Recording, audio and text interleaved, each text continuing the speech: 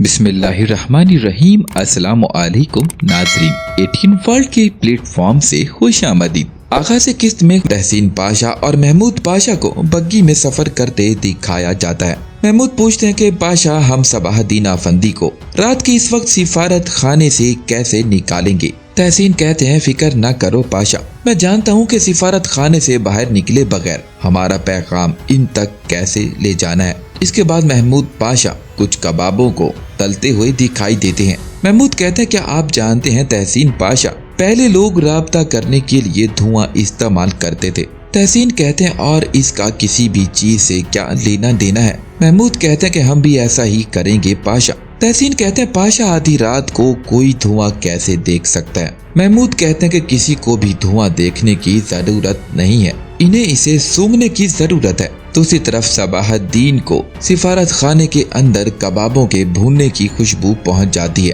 وہ سفارت خانے کی ونڈو سے باہر جھانکتا ہے اور معاملے کو سمجھ جاتا ہے۔ محمود پاشا کباب بھوننے کے بعد کھاتے ہوئے دکھائی دیتے ہیں۔ وہ کہتے ہیں کہ یہ بہت ہی اچھے بنے ہیں، اس میں سے آپ بھی کچھ کھا لیں تحسین پاشا۔ یہاں دیکھیں پاشا کتنا اچھا کھانا بنا ہوا ہے، کتنا اچھا ماحول ہے، آپ کو اور کیا چاہیے؟ تحسین کہتا ہے کہ پاشا ہمیں کوئی اور راستہ نکالنا چاہیے۔ ابھی یہ باتیں چل رہی ہوتی ہیں کہ صباح الدین وہاں پہنچ جاتا ہے۔ محمود کہتا ہے کہ خوش آمدید صباح الدین۔ پھر وہ ایک کونے میں ٹیبل پر کھانے کے لیے پہنچ جاتے ہیں۔ محمود کہتا ہے کہ میں جانتا تھا کہ بیٹے تم جان جاؤ گے کہ ہم یہاں پر موجود ہیں جب آپ اس گوشت کی خوشبو کو محسوس کریں گے۔ صباح الدین کہتا ہے کہ بالکل بابا، میں جانتا تھا کہ آپ کی طرح خوشبودار کھانا کوئی بھی نہیں بنا سکتا۔ تحسین کہتا ہے کہ میں آپ کے کھانے میں خلل ڈالنا نہیں چاہتا ہوں، ہمارے یہاں آنے کی وجہ کچھ اور ہے، ہمیں صباح الدین افندی سے بات کرنی ہوگی۔ محمود کہتے ہیں آپ نے بالکل صحیح کہا تحسین پاشا۔ صباح الدین بتاؤ بیٹے، ہیکلر کا کیا منصوبہ ہے؟ آپ نے بتایا کہ کاراسو بغاوت کو ہوا دینے نکلا تھا، کاراسو نے کس سے بات کی ہے؟ صباح الدین کہتا ہے کہ مجھے ابھی تک اس کے بارے میں نہیں معلوم بابا، لیکن میں ہیکلر کے منصوبے کے بارے میں جانتا ہوں۔ محمود کہتے ہیں تو بتاؤ بیٹے کیا منصوبہ ہے؟ صباح الدین کہتا ہے کہ وہ اسماعیل پاشا کا مقدمہ چلانے والا ہے، ہر کوئی اسے انصاف کا مطالبہ کرے گا اور اسماعیل پاشا ثبوت پیش کریں گے جو یہ ثابت کر سکیں گے کہ انہیں حکومت نے رومیلیا میں اقلیتوں کے قتل کا حکم دیا تھا۔ تحسین کہتا ہے کہ اس کے ساتھ ہی اس کی غداری کے پیچھے ایک قوت ہوگی۔ صباح الدین کہتا ہے اور آسٹریائی اور روسی دعوے کی بنیاد رکھیں گے جو مرزاستگ میں سلطنت عثمانیہ کے خلاف جنگ میں شامل ہوں گے۔ وہ مزید بھی اس کے بارے میں سوچ رہے ہیں۔ اس کے بعد پایہ تخت میں صبح ہو جاتی ہے۔ عبدالقادر کتابوں کی دکان میں کھڑے ہوتے ہیں۔ وہ دکاندار سے کہتے ہیں کہ کیا آپ کے پاس ضیاء پاشا کے اشعار ضیاء موجود ہیں؟ وہیں پر سمیت بھی موجود ہوتا ہے۔ وہ بول پڑتا ہے کہ یہ قانون بن گیا ہے کہ جو اللہ اور اپنے وطن سے وفادار ہیں ان کی توہین کریں اور انہیں مسترد کر دیں۔ عبدالقادر پیچھے مڑ کر دیکھتے ہیں۔ سمیت کہتا ہے کہ چوروں کی مدد اور مہربانی کی پیشکش کرنا نیا رجحان ہے۔ عبدالقادر کہتے ہیں سمیت آپ کیسے ہیں؟ آپ ضیاء پاشا کی نظم کو نہیں بھولے کیا؟ سمیت کہتا ہے کہ اگر جرمنی کے ملٹری اسکول میں آپ کے روم میٹ نے آپ کو ہر رات شیکسپیئر پڑھایا ہوتا تو آپ شیکسپیئر کے اقوال کو کبھی نہیں بھول پاتے۔ پھر عبدالقادر سمیت کو گلے لگا لیتے ہیں۔ وہ کہتے ہیں کہ آپ یہاں دارالحکومت میں کیا کر رہے ہیں؟ سمیت کہتا ہے کہ میں نے ایک عیسائی اسکول کا دورہ کیا اور حکومت کے لیے ایک رپورٹ تیار کی ہے اور میں کچھ اسکولوں کی مدد کرتا ہوں۔ عبدالقادر کہتے ہیں آپ اور مدد کر رہے ہیں کیا؟ جب ہم ایک ساتھ اسکول میں تھے تو آپ کا کہنا تھا کہ دوسروں کی مدد کرنا خود کو تباہی کی طرف لے جانے کے برابر ہے۔ آپ تو کہتے تھے کہ انسان کو پیسہ کمانے کا طریقہ معلوم ہونا چاہیے، وہ جو ایسا نہیں کر سکتے وہ زندہ رہنے کے مستحق نہیں ہے۔ سمیت کہتا ہے اور یہ بھی کہا تھا کہ اگر ناجائز طریقے سے کمائی گئی دولت ہوگی تو وہ مساوات سے باہر ہے اور کوئی کاروبار بھی نہیں چل پائے گا، وہ سب تو ختم ہو جائیں گے۔ عبدالقادر کہتے ہیں تو اب ان خیالات کا کیا ہوا؟ سمیت کہتا ہے کہ میں تبدیل ہو گیا، میں نے خود کو بہت تبدیل کر لیا۔ عبدالقادر میں معافی چاہتا ہوں، مجھے آپ کو میرے شہزادے کہنا چاہیے تھا، آخر کار ہم عثمانی سرزمین میں موجود ہیں۔ عبدالقادر کہتے ہیں کہ بگی والا میرا انتظار کر رہا ہے لیکن ہمیں ملنا چاہیے۔ سمیت کہتا ہے کہ بالکل، آپ مجھے پنگلٹی عیسائی اسکول میں تلاش کر سکتے ہیں۔ अगर मैं वहाँ नहीं होऊंगा तो आप इतला कर दीजिएगा, मैं मिलने आ जाया करूँगा। फिर समित किताब दुकान से उठाता है। वो कहता है कि ये आपके लिए मेरी तरफ से तोहफा है शहजादे। उठो कौम के लोगों, इन्होंने कहा, और हम उठ खड़े होंगे। सब बैठ गए और हम बैठने के लिए जगह के बगैर ही रह गए। फिर समित वो किताब अब्दुल कादिर को दे देता है। वो कहता है कि इस नज़म ने लंदन में मेरी बहुत मदद की। जब इसका अंग्रेजी में तर्जमा किया गया तो इसकी खूबसूरती खत्म हो गई, लेकिन जब कोई समझ जाएगा कि इसका क्या मतलब है तो इसे ये बहुत अच्छी लगेगी। अब्दुल कादिर कहते कि स्मिथ, मैं आपसे फिर मुलाकात करूंगा। फिर वो दुकान से चले जाते हैं। दूसरी तरफ खलील खालिद के पास आसिफ और नादिर पहुंच जाते हैं। खलील कहते कि अगर हम सोगोतलू की तरफ से कोई खबर ना सुन सके तो शाम होने तक सब तैयार रहना, हम हैकलर को अगवा कर लेंगे। अगर यही होता रहा, जब बात हमारे दोस्तों पर आती है तो दो चीजों की कोई हद नहीं होती, एक वफादारी, दूसरा एतमाद। अभी ये बातें चल रही होती हैं कि सोगोतलू उस्मान वहाँ पहुँच जाता है। खलील कहते हैं, सोगोतलू तुम कहाँ थे? आसिफ कहते हैं, आप कैसे भागे? खलील कहते हैं, अगर आप दोबारा इस तरह की हरकत करते हैं, चाहे वो आपको कुछ भी ना कहते। उस्मान कहता कि मैंने अपनी गलती की तलाफी कर ली है चाचा, मुझे वो चीज मिल गई जिसकी हम तलाश कर रहे थे। तातार कहते हैं, आपने सिफारत खाने के मातहत ये कैसे हासिल कर लिया? उस्मान कहता है कि दस्तावेजात में चर्च के कुछ वाकयात का तस्करा किया गया है जिसमें पूरा सिफारत खाना शिरकत करेगा। अगर बादशाह फौत हो जाता है तो इन सब को आखिरी रसूमात में शरीक होना होगा। उस्मान अपने साथियों को बताता है कि वीटेन खानदान का कोई ड्यूक नवाब फौत हो जाए तो भी सब शरीक होंगे। आसिफ एमरे पूछते हैं कि ये वीटन लोग कौन हैं? सोगोतलू, हम उस्मानी सल्तनत में रहने वाले खानदानों के अलावा कोई दूसरा खानदान नहीं जानते हैं। सलीम अफंदी बताते हैं कि वीटन तकरीबन तमाम यूरोपीय खानदानों के आबाओ अजदाद में से हैं। कहा जाता है कि पुर्तगाल, बेल्जियम, बल्गारिया और बरतानवी खानदानों की नस्ल इन्हीं से है। फिर आसिफ एमरे कहते हैं, क्या अब हमें ये काम करने के लिए इनके नवाब को मारना होगा? ये वाज़ेह है चाचा, इस तरह मत देखें। खलील खालिद कहते हैं कि हमें सिफारत खाने को खाली करना होगा। अगर वो सब चर्च जाते हैं तो सिर्फ दरवाजे की हिफाजत करने वाले वहाँ पर मौजूद रहेंगे। तातार कहते हैं कि इन्हें हम संभाल सकते हैं, हमें जरूर कोई अफवाह फैलानी होगी। मैं खबर फैलाऊंगा कि हम ऐसा कुछ कहेंगे जैसे इडम्बरा का नवाब फौत हो गया है। इस खबर के बारे में तस्दीक का वक्त आने तक वो पहले ही शिरकत कर चुके होंगे। खलील खालिद कहते हैं, वो किस चर्च में जाते हैं? तातार बताते हैं, वो क्रीमिया मेमोरियल का एक चर्च अंग्लियाई चर्च है। इन्होंने क्रीमियन जंग के दौरान अंग्रेजों के साथ मिलकर इसकी तामीर की थी। खलील कहते हैं, ये तो पाने में है। ठीक है, फिर अगर इन्हें गाल्टा से तो पाने जाने में 20 मिनट लगेंगे, अगर वो वापसी के सफर के साथ चर्च में 1 घंटा गुजारें तो हमारे पास 1.5 घंटा होगा। तातार साहब, आप तैयारियों का आगाज कर दें, खबरों का इंतजाम भी कर लें। हम जाकर अहमद पाशा से बात करेंगे ताकि हमें किसी गैर मुतवक्का चीज का सामना करना न पड़े। सलीम, आपने लाशों का क्या किया है? सलीम अफंदी कहते हैं कि जैसा कि आपने कहा, मैंने इनको इनके मुल्क भेज दिया है। मंजर पलटता है सुल्तान हजरत महमूद पाशा को। कहते हैं कि सबाहुद्दीन अफंदी ने क्या मालूमात दी हैं? महमूद बताते हैं, सुल्तान सबाहुद्दीन अफंदी ने बहुत अहम मालूमात दी हैं। उसने हैकलर के मंसूबे का पता लगाया है। जुल्फो इस्माइल पाशा रोमेलिया में कार्रवाइयों से मुतालिक दस्तावेजात फराहम करेंगे जो ये जाहिर करेंगे कि हमारी फौज ने वहाँ मसीहों का कत्ल आम किया। सुल्तान फरमाते हैं, मैं समझ गया, जुल्फो इस्माइल पाशा अवामी मकामात के दौरान बनाई गई दस्तावेजात को सामने लाएंगे और इस दस्तावेजात का फायदा उठाएंगे। सिफारत खाने अपने ममालिक को आगाह करेंगे और यकीनन ऑस्ट्रिया के शहंशाह और रूसी जार के पास मरजास्तंग में मुदाखलत की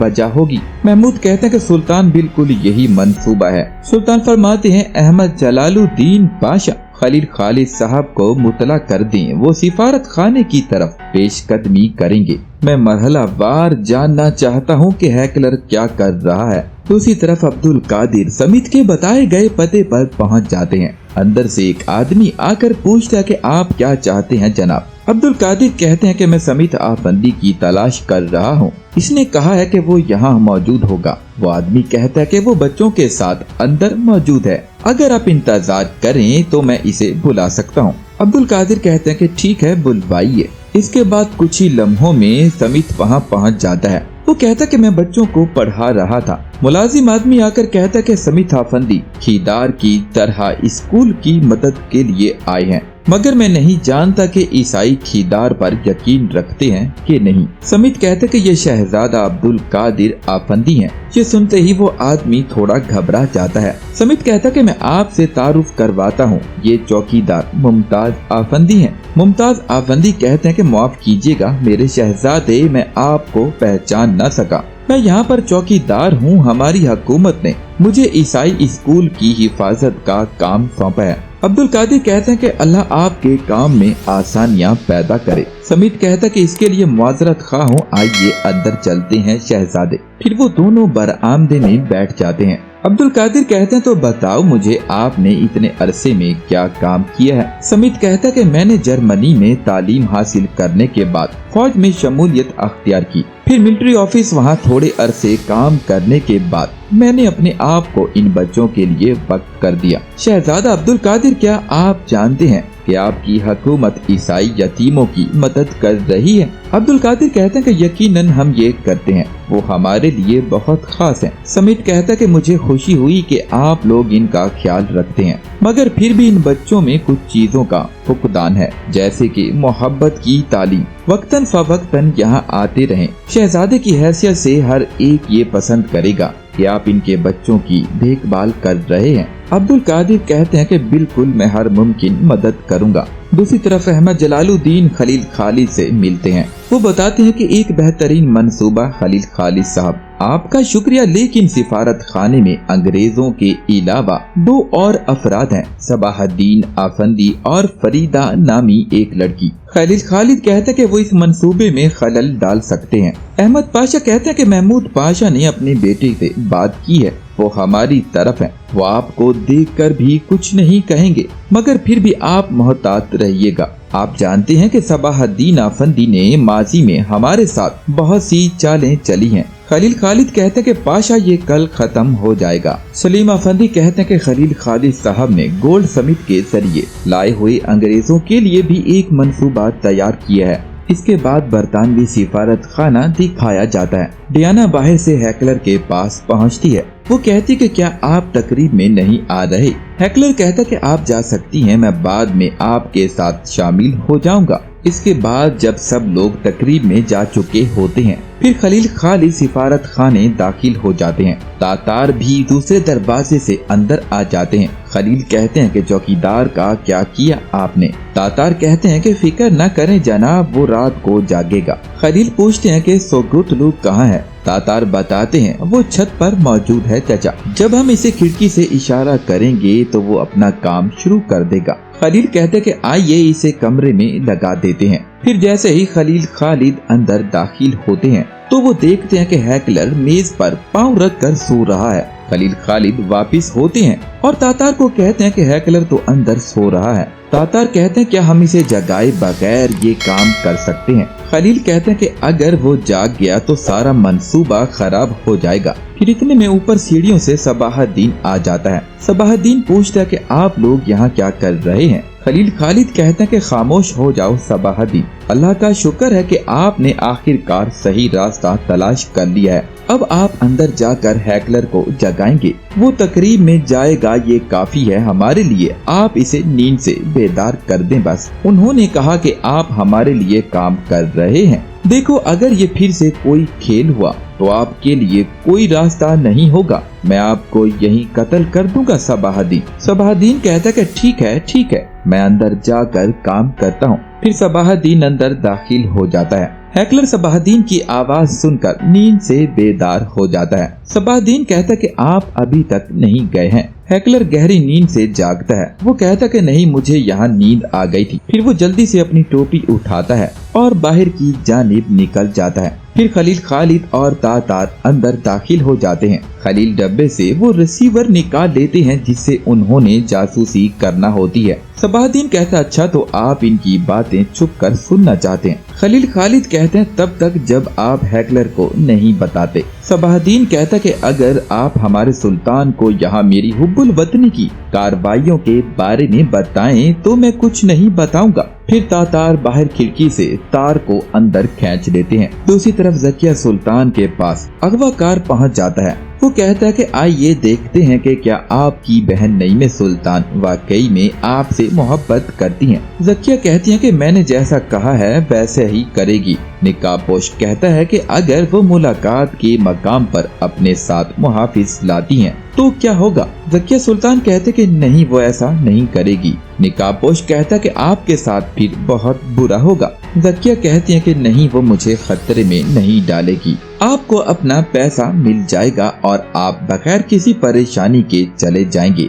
अब मुझे सिर्फ ये बता दो कि महल में मेरे कमरे में जहर किसने डाला। निकाबपोश कहता है कि हमारे पास महल में इतने लोग हैं कि किसी के बारे में जानने से कुछ भी नहीं बदलेगा। ये कहकर वो चला जाता है। दूसरी तरफ नईमे सुल्तान कमरे में पहुंचकर ज़किया की मदद करने के लिए कुछ जेवरात को थैले में डालती है। नईमे कहते कि मेरे अल्लाह मुझे उम्मीद है कि मैं ठीक कर रही होंगी। दूसरी तरफ समित को डियाना कहती है कि आपको क्या लगता है कि मंसूबा तैयार है। समित कहता कि हाँ बिल्कुल हर चीज तैयार है। अब्दुल हमीद इसकी बदौलत मरेंगे डियाना। शहजादा मेरे हाथों में है और स्कूल की चाल अच्छी तरह से काम कर रही है। फिर इतने में वहाँ पर मकाबी अफसर पहुँच जाता है। वो कहता कि उन्होंने हैंगर में हमारे मर्दों को मार डाला। उन्होंने लाशें लंदन भेज दी हैं। यहाँ तक कि उन्होंने भेजने वाले का पता भी लिख दिया है। समित खड़े होकर कहता कि कौन है वो। मकाबी कहता कि वो खलील खालिद है। वो जो भी है वो मर जाएगा। हम दिए गए पते पर छापा मारेंगे। समित कहता कि नहीं अभी कुछ भी नहीं करना। मकाबी कहता कि हम अपने दोस्तों का बदला लेंगे गोल्ड समित। दूसरी तरफ खलील खालिद अपने ठिकाने पर वापस पहुंच जाते हैं। तातार आले की मदद से जासूसी कर रहे होते हैं। खलील पूछते हैं कि क्या सब कुछ ठीक है। तातार कहते हैं कि हाँ चाचा ये ऐसे ही है जैसे हम चाहते हैं और यहाँ जो बातें हम सुन रहे हैं इसे तार के जरिए महल में भेजा जा रहा है। खलील कहते हैं कि हमारे 4 आदमी बारी बारी यहाँ सुनने की ड्यूटी देंगे। दूसरी तरफ सिपाही हैं। अगर कुछ गलत हो जाता है तो इस परचम को नीचे गिरा दें। हमारे सिपाही एहतियाती तदाबीर अख्तियार कर लेंगे। अगर आप पकड़े जाते हैं तो आपका हमसे या महल वालों से कोई ताल्लुक नहीं है। वहाँ बैठे नौजवान कहते हैं कि ठीक है जनाब। खलील तातार को कहते हैं आपको और सलीम अफंदी को हमारे फरहम करदा पते पर जाना होगा। वो इंतकाम लेने आएंगे। हम तैयार रहेंगे। दूसरी तरफ निकाबपोश वापिस ज़किया सुल्तान के पास आता है। वो कहता कि वक्त आ चुका है चलो।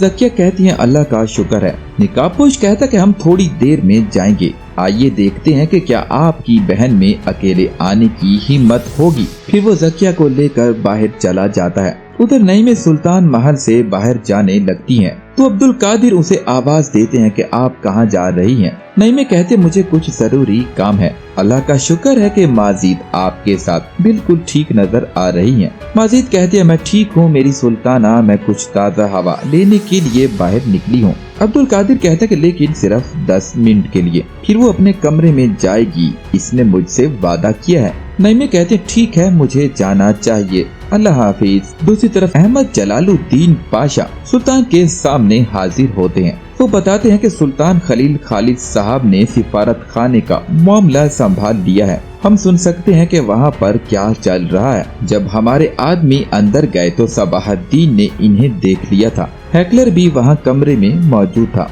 इसी वजह से वो आला वहाँ पर रखना मुमकिन नहीं था। फिर सुल्तान सबाहुद्दीन ने हमारे आदमियों की मदद की। महमूद पाशा वहाँ मौजूद होते हैं। वो कहते कि शाबाश मेरे बेटे। सुल्तान हजरत मुझे माफ कर दें, मैं पुरजोश हो गया हूँ। सुल्तान फरमाते हैं ये सबाहुद्दीन को माफ करने के लिए एक बहाना भी बन जाएगा। महमूद पाशा महमूद कहते हैं मैं बहुत खुश हूँ सुल्तान, मुझे खुशी है कि सबाहुद्दीन अफंदी की आंखें खुल चुकी हैं। सुल्तान फरमाते हैं जुल्फो इस्माइल पाशा की तबीयत कैसी है। तहसीन बताते हैं वो अभी तक नहीं जागे हैं सुल्तान। महमूद कहते हैं सुल्तान जुल्फो इस्माइल पाशा के लिए ये बेहतर है कि वो आराम करें। अगर वो जागते हैं तो हमें अदालत लगाना होगी। सुल्तान फरमाते हैं हम ऐसा नहीं करेंगे पाशा। खलील खालिद वहाँ पहुँच जाते हैं। वो सुल्तान को बताते हैं कि हम आपके हुक्म के मुताबिक सिफारत खाने से बातें सुन सकते हैं। हेकलर तकरीब में आया था और ये इनकी गुफ्तगू है। सुल्तान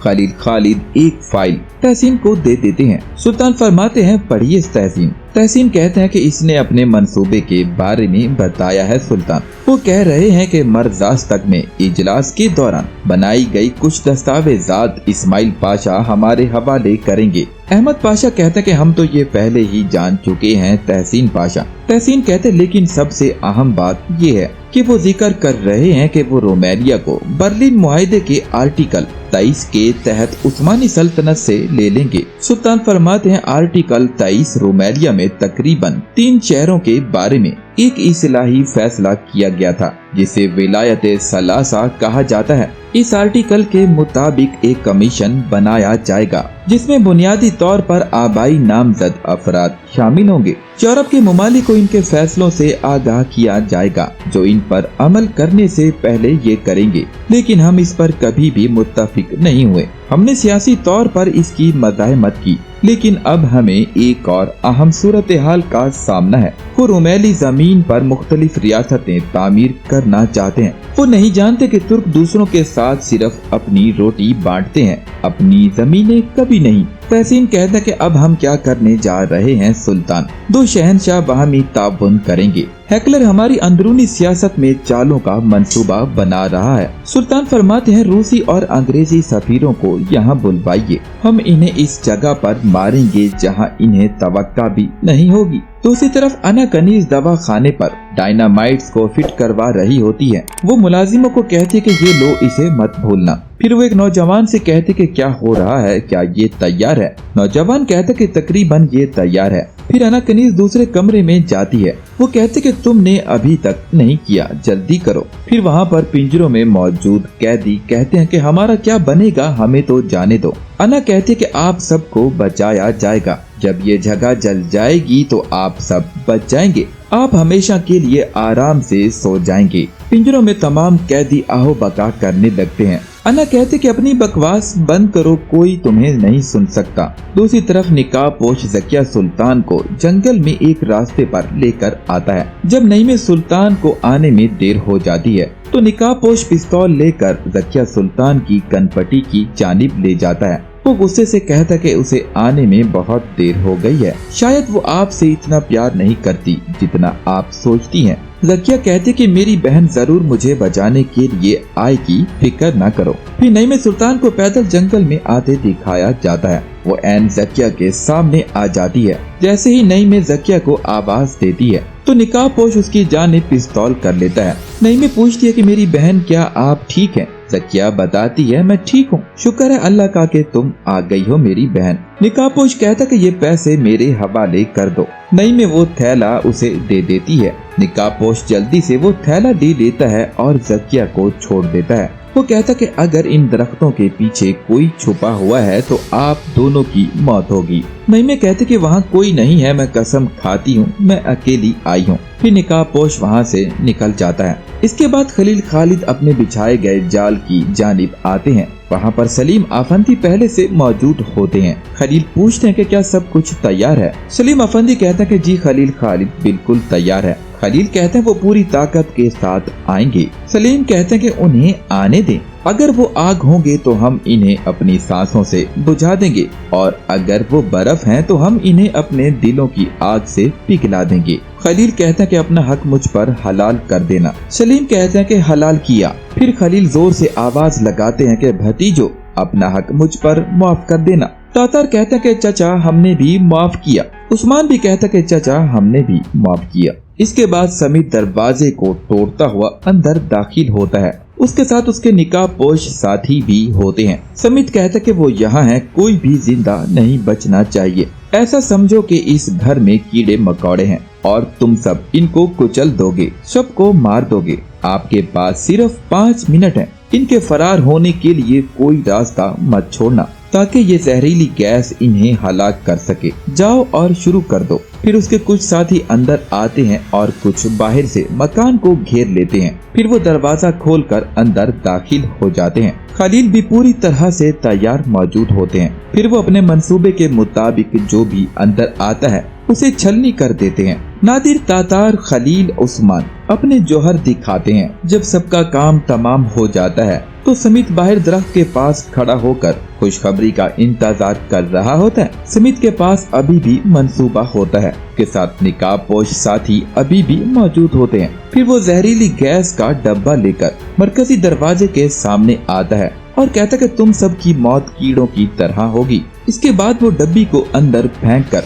उसे गोली मार देता है। डब्बी में आग लग जाती है। फिर वो दरवाजे को बाहर से बंद कर देते हैं। समित साथियों को कहता है कि किसी को बाहर न आने देना, जो भी निकलने की कोशिश करता है इसे कत्ल कर डालना। मैं पिछले दरवाजे पर ताला लगाता हूँ। हम हैंगर में मिलेंगे, लाशों को जमा करो और इन्हें वहाँ लेकर आओ। मैं महल के दरवाजे पर इनकी लाशें छोड़ दूंगा। दूसरी तरफ खलील खालिद के कमरे में जहरीली गैस भर जाती है। खलील कहते कि भतीजो, इन्होंने जहरीली गैस छोड़ दी है। फिर खलील जैसे ही विंडो का शीशा तोड़ते हैं तो वहाँ से भी गोलियां बरसने लगती हैं। खलील अपने कोट की मदद से बामुश्किल अपना नाक ढांपते हैं। समित पिछले दरवाजे पर जाकर उसे बंद कर देता है। दूसरी तरफ अना पिंजरों में कैद लोगों को देखती है। वो अपने साथियों से कहती है कि तुम इतनी देर क्यों लगा रहे हो। फिर उसका साथी डायनामाइट की रस्सी को आग लगा देता है। तनीस कहती है कि ये हो गया, ठीक है चलो चलते हैं। कैदी कहता है कि हम मरना नहीं चाहते, बराए करम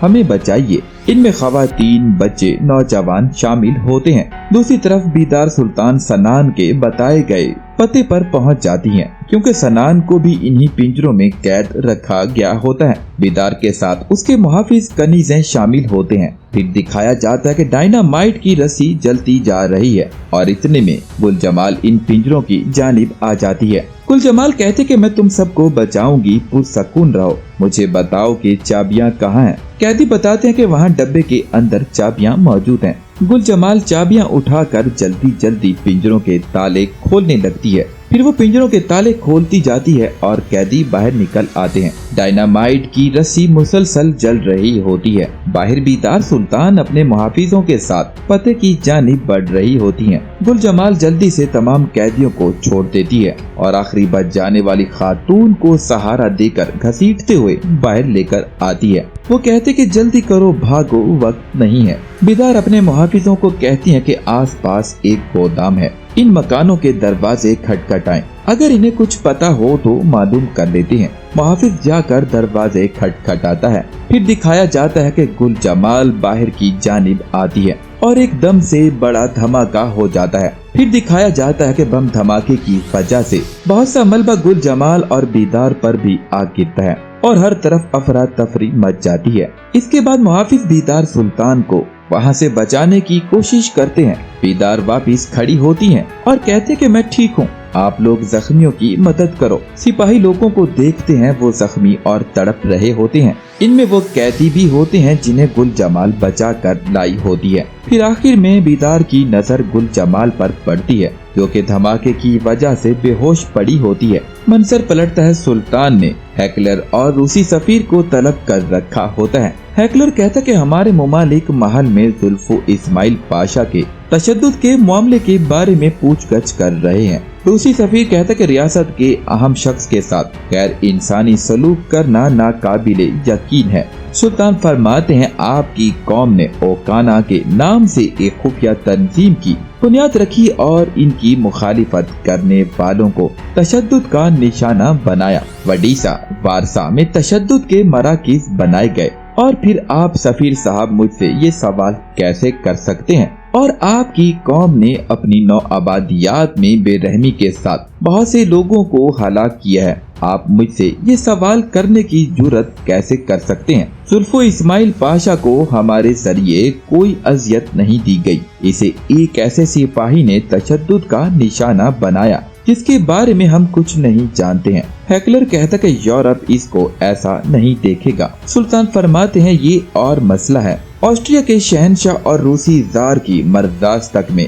मुलाकात हुई। कमेटियों ने बात करना शुरू कर दी है। ऑस्ट्रियन शहनशाह से वियना वापस जाने को कहेंगे। रूसी जार को पीटर्सबर्ग वापस जाने को कहें। रूसी सफीर कहता कि वो अपने हकूक इस्तेमाल करेंगे जो इन्हें दिए गए थे, वो रोमेलिया से खाली हाथ नहीं लौटेंगे। सुल्तान फरमाते हैं तब तहसीन पाशा आपको हमारे नए फैसलों के बारे में आगाह करते हैं। तहसीन फाइल से पढ़कर बताते हैं कि रूमेली के बारे में हिदायत। ईसाई जो तुर्क ज़बान बोल सकते हैं वो रूमेली में पुलिस गिरोह में मुलाजिम होंगे। ये मुलाजिमत 5% आबादी से ज्यादा नहीं की जाएगी। उस्मानी रियासत गिरजा घरों की मुरम्मत के अखराजात उठाएगी। जमा होने वाले टैक्स से ईसाई स्कूलों को एक हिस्सा दिया जाएगा। इलाकों से लिया जाने वाला 5% टैक्स दोबारा इन इलाकों को दिया जाएगा। रूमेली में होने वाली खराबी की शिकायत के लिए एक इंस्पेक्टर तैनात किया जाएगा। हैकलर भड़क उठता है और कहता है कि आप ऐसा नहीं कर सकते सुल्तान, आप ऐसा नहीं कर सकते हैं, आपने ये पहले कभी नहीं किया सुल्तान। फिर सुल्तान हजरत अपनी छड़ी को जोर से जमीन पर मारते हैं और फरमाते हैं हम ये अभी कर रहे हैं। दोनों शहंशाहों से कहिए कि वो अपने महलात वापस चले जाएं। नाजरीन, इस तरह से इस एपिसोड का यहाँ इख्तिताम हुआ।